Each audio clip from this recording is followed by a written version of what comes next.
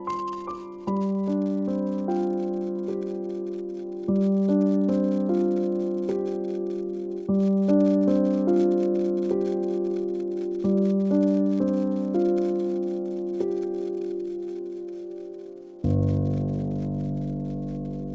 been 15 years since I saw my brother. We were quite close. I mean, what would you expect? We were twins, but yet so different. I worked quite hard at school and Tim didn't. I was chasing birds and obsessed with supermodels, and Tim liked his men in uniform, and he had crushes on my colleagues down at the station.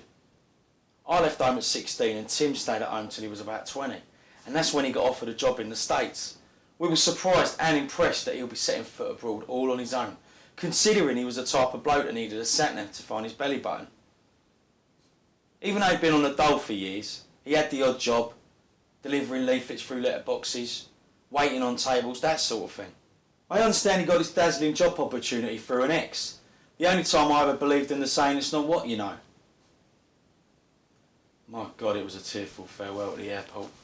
Dad cried like a newborn baby, and Mum howled like a coyote. You wouldn't believe it, but they were watery that day. Tim rented an apartment very close to his offices. He invited me over a month later, paid for my airfares, paid for everything. It was to make up for all the sponging he'd done over the years. It was great to see him. I thought we'd become really, really independent. But I was wrong. On the morning of the second day, Tim asked me to phone in sick for him. Yeah, he had the sniffles, but a day off was bang out of order, especially from his new job. Our Tim was up to his old tricks again, skiving. I accused him of this, and he said that he wanted to explore the city with his brother, the police officer. But I said, let's go out that evening, and he got the right hump. I just didn't want him to get fired, because I knew full well a day off with a runny nose would turn into weeks, would turn into a P45, and then he's back here, penniless. So I made him some breakfast, I forced him some vitamins down his neck, and I pushed him in the shower. While he was in the shower, I ironed a couple of his shirts. It's funny, although we're the same age, I always feel like he's my kid brother. Technically, I'm older than him, by a few hours, mind you. We've even got different horoscopes. How mad is that? We spent that morning arguing, shouting, screaming. My brother's got a voice on him like a klaxon, and me, I was still jet-lagged. Looked like I'd been in a cockfight. At 8:45, he stood in the doorway, frowning like this. It reminded me of when we were kids and our parents didn't let us stay up late.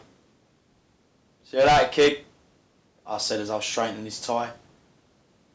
"Bye, Steve," he muttered, closing the door with a bang. I decided to butter him up by taking him to a Broadway show that evening. Whilst flicking through Time Out, I come across Chicago, his favourite. After I booked the tickets, I sat down with a black coffee and a waffle, taking in the panoramic view of New York City.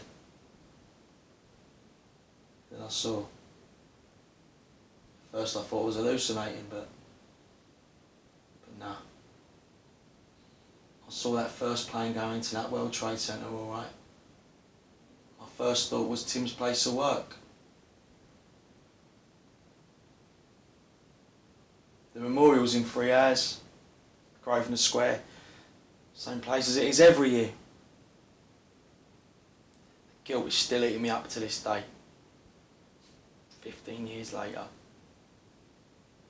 I should never, never, ever force Tim to go in that morning. He wanted to stay with me, his brother. I even polished his shoes, ready for his appointment with death. If only I'd let him pull that SICKIE. If only.